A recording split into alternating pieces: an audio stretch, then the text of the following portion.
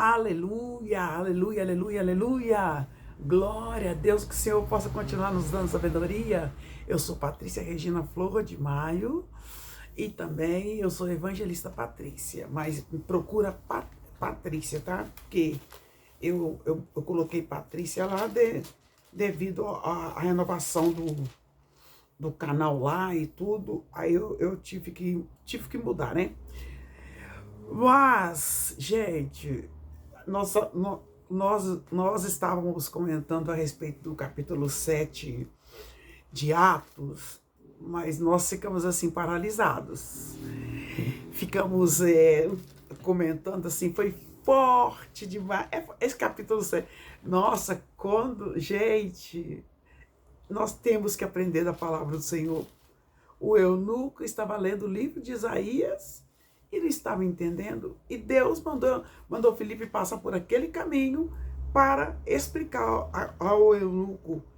E Filipe explicou, ainda batizou o eunuco, né? E ele foi, desculpa, irmãos, foi assim, bênção, foi embora, foi tranquilo para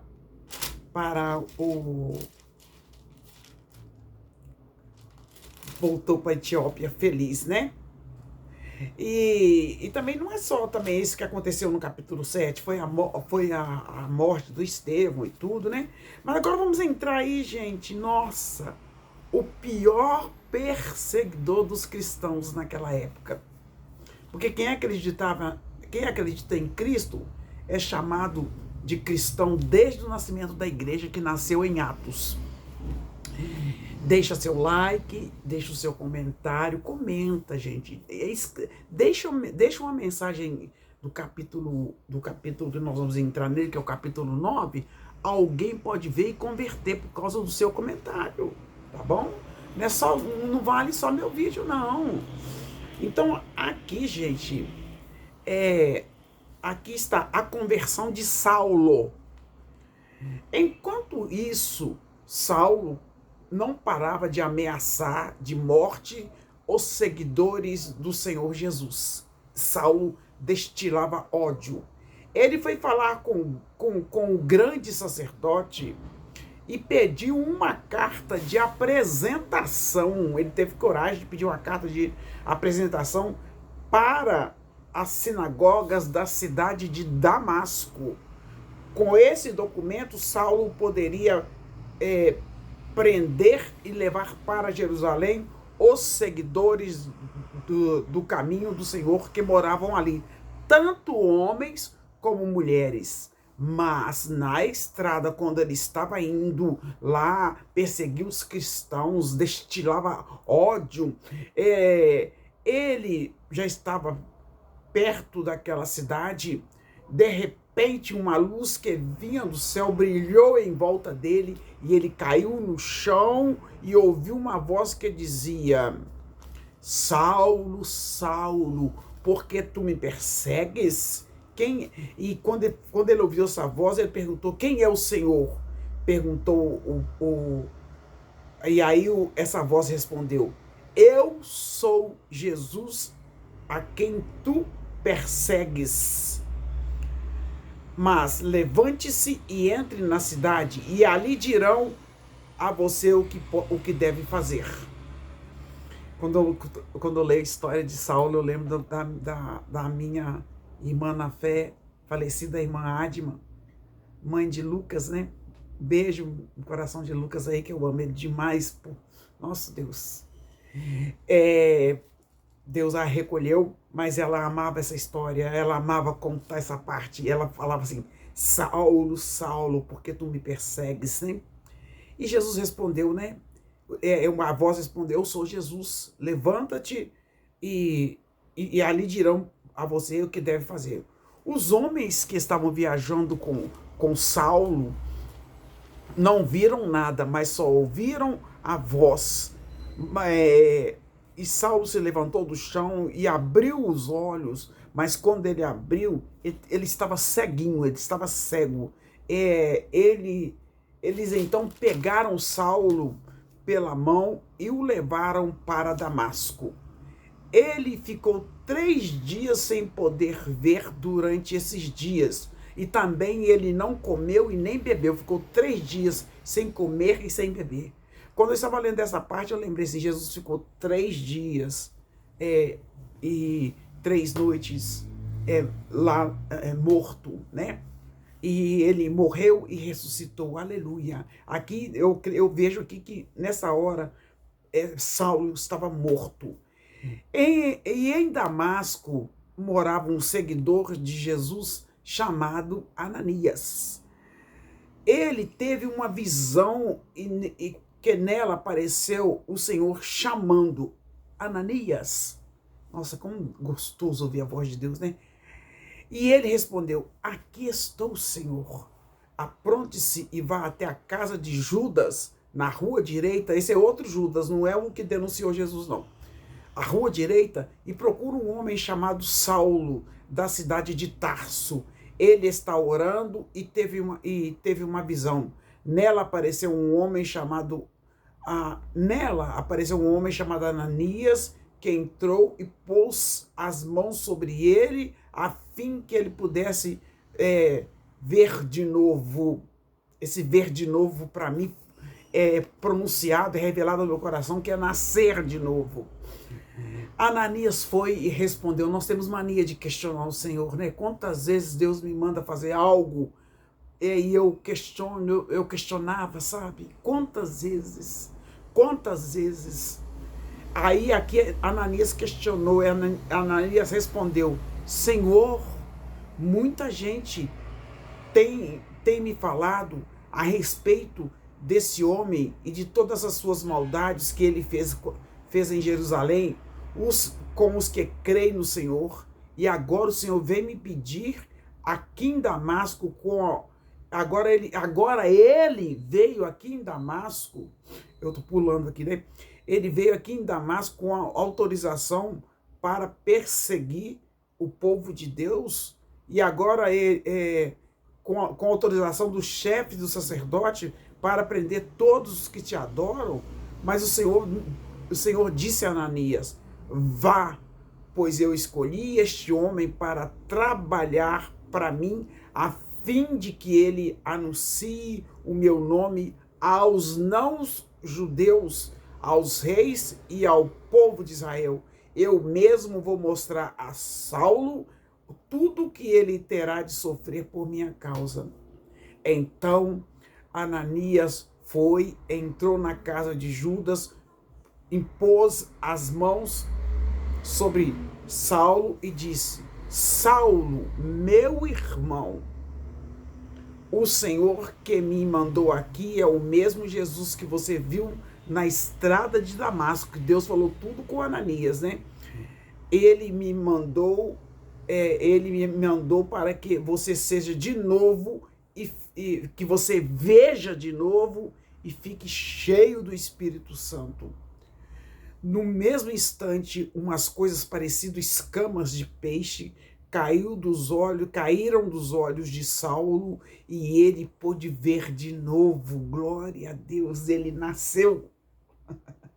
Aleluia. E ele se levantou e foi batizado. Depois ele comeu alguma coisa e ficou forte como antes. E Saulo estava lá em Damasco. A conversão de Saulo era inacreditável. Saulo ficou alguns dias com os seguidores de Jesus em Damasco e começou imediatamente a anunciar Jesus nas sinagogas. Jesus é o Filho de Deus. Todos que ouviam Saulo ficavam admirados e perguntavam: uai, não é este que perseguia os judeus, que matava os judeus, que matando todos os seguidores de Jesus? Não foi ele que veio até aqui para prender e levar essa gente ao chefe sacerdote? Mas as mensagens de Saulo se tornavam cada vez mais poderosas e as provas que ele apresentava de que Jesus era o Messias eram tão fortes que os judeus que moravam em Damasco não sabiam o que dizer. Eles ficaram: nossa, o homem perseguia, agora está falando de Jesus. Muitos dias depois, os judeus de Damasco se reuniram e resolveram matá-lo.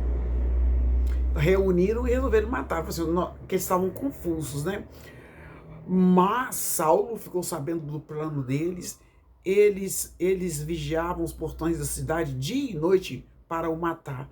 Mas certa noite, os seguidores de Saulo o puseram dentro de um cesto e o desceram por uma abertura que havia na muralha da cidade. Eles tiveram que ajudar Saulo a fugir dos próprios cristãos da época, porque os próprios cristãos da época não acreditavam na conversão dele. E Saulo está em Jerusalém. Agora está em Jerusalém. Saulo foi para Jerusalém e tentou juntar-se aos seguidores de Jesus. Porém, todos tinham medo dele porque não acreditaram que ele também era seguidor de Jesus. Então Barnabé veio ajudá-lo e o apresentou aos apóstolos.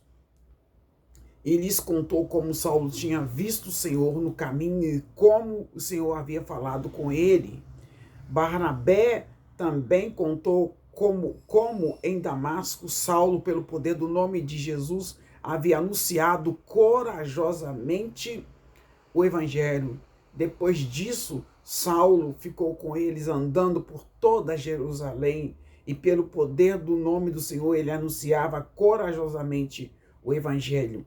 Ele também conversava e discutia com os judeus que tinham sido criados fora da terra de Israel, mas eles procuravam um jeito de matá-lo, porque a conversão de Saulo era inacreditável. Quando os irmãos souberam disso, levaram Saulo até a cidade de Cesareia, e depois o mandaram para a cidade de Tarso. Em toda a região da Judéia, Galileia e Samaria, a igreja estava em paz. Ela ficava cada vez mais forte, crescia em número de pessoas, com a ajuda do Espírito Santo, e mostrava grande respeito pelo Senhor Jesus. Pedro, na cidade de Lida e Jope. Pedro viajava por toda parte também, né? Um dia foi visitar o povo de Deus que morava na cidade de Lida. Encontrou ali um homem chamado Enéas. E ele era paralítico e fazia 8 anos que não saía da cama. Pedro olhou para ele e falou: Enéas, Jesus Cristo já curou você, levanta e arruma a sua cama. Quando eu estava lendo essa parte, levanta e arruma a sua cama, eu veio no meu coração que nós devemos continuar arrumando a nossa vida, consertando a nossa vida diante de Cristo, que só o Espírito Santo que pode nos dar força, porque um dia nós vamos encontrar com Jesus Cristo, aleluia, com o Pai. Na mesma hora, Enéas se levantou, então todos os moradores da cidade de Lida e da região de Saron viram isso e se converteram ao Senhor. Na cidade de Jope havia uma seguidora de Jesus chamada Tabita. Tabita também ajudava demais. Tabita significa, este é um nome grego que é chamado, que significa Dorcas. Ela usava todo o seu tempo fazendo bem e ajudando aos pobres. E aí, gente, naqueles dias, Tabita ficou muito, muito doente e morreu. Aí lavaram o corpo dela, chorando, muitas estavam chorando mesmo, porque eles lavaram o corpo dela e depois puseram num quarto do andar de cima. Jope ficava perto de Lida.